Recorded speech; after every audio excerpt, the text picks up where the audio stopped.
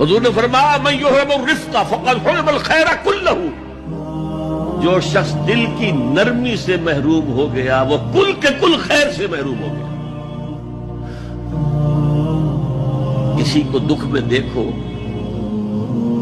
اور اس پوزیشن میں ہو کہ تم اس کا کوئی مداوع کر سکو اور نہ کرو، پھر تم چاہے مفسر ہو، محدث ہو، نیک نہیں ہو۔ تم عابد ہو سکتے ہو، زاہد ہو سکتے ہو، تم مفسر ہو سکتے ہو، محدث، نیک نہیں ہو سکتے۔ ہم درد خنجر چلے کسی پہ تڑپتے ہیں ہم امیر، سارے جہاں کا درد ہماری جگر میں ہے۔